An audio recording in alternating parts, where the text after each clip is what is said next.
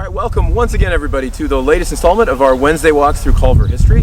I'm Jeff Kenney, Culver Academies Museum and Archives Manager, and I'm here with Jerry and I, class of 1957, behind the camera, so thanks to him for his help. And of course, behind me is one of the most memorable and really unique buildings here in the Culver campus, and it's one that virtually anyone who comes to Culver as a student or works here or even visits is likely to have seen or been inside of. Of course, it's the Eugene C. Eppley Auditorium. One thing that jumps out immediately, of course, is its architectural style. It's kind of in a classical style with the pillars, the beautiful fountain outside. Underneath it is a smaller theater, the Eileen Dickey Theater, a wonderfully large storage area for our theatrical department and its props to really give student performances, student plays a lot to work with. So the campus really begins to change and move west as these three beautiful academic buildings are erected, starting in the 1955, opened by the 1956-57 school year.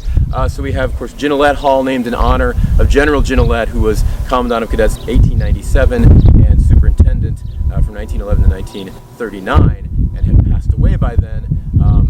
Some alumni funding went into these buildings, and then Mr. Eppley was the primary donor for the Humanities Building and the Science Building, which today is the Crisp Visual Arts Center. Of course, the theater has served a number of roles and had various renovations over the years.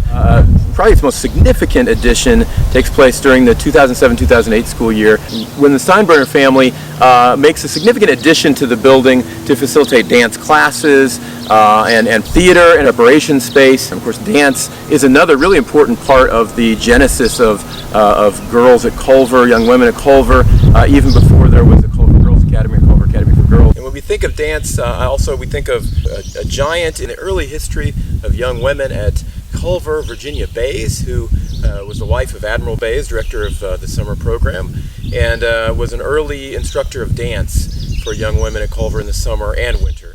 Okay, of course, I'm standing in front of this likeness of Eugene C. Eppley, again, CMA class of 1901.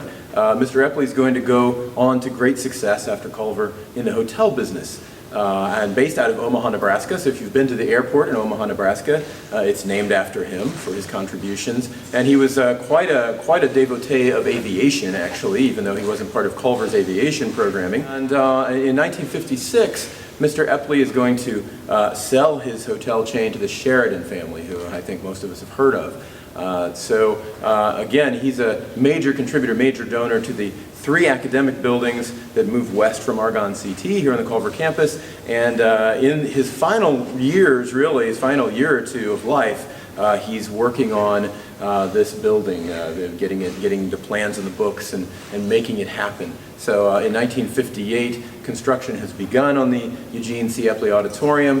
He's not going to live to see the auditorium completed. Eugene Eppley dies in 1958, and the auditorium is completed and opened in 1959.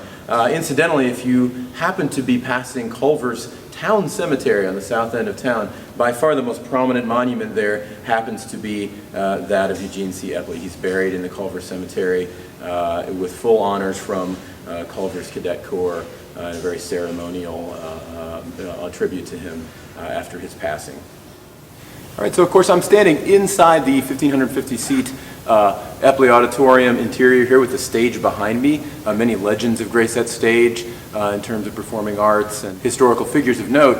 Also, this place, the presence, the opening of this theater, it really changed the culture of Culver in other ways. In our previous videos on the Recreation Building and Memorial Chapel, we talked about how that Recreation Building was the site of chapel services, academic convocations, testing, theatrical performances, speeches, etc., etc.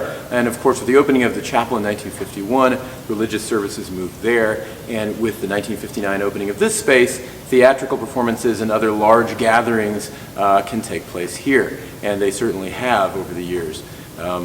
Figures ranging from Joan Baez to the Temptations to Hal Holbrook, class of 42, and a great many others have been on the stage here at Eppley. And of course, the theatrical program also contributes significantly to the growth of our girls programs, our formal girls programs here at Culver, which is to say, of course, the first young women who entered Culver really came here in 1957 as faculty daughters. They are going to become graduates of Culver Military Academy until the opening of Culver Girls Academy, which was originally Culver Academy for Girls in 1971. But before that school opened, in 1960, Culver's theater director William Martin opens up a summer theater program centered here at Eppley Auditorium. Initially, of course, it's an all-boys program, as the summer schools and camps program was all boys at that time. But by 1963, William Martin is bringing in young ladies as formal members of the program. So that first summer of 1963, there are less than 20 girls here. That number grows in 1964, and plans are then underway to open the summer school for girls in the summer of 1965 with some 100 young women becoming part of the campus scene here as, again, our first official program for young women here at Culver, dedicated just to young women here at Culver. I think there's no doubt that that program paved the way 6 years later for the opening of Culver Academy for Girls, today Culver Girls Academy, in the fall of 1971 as part of our boarding high school or winter school program.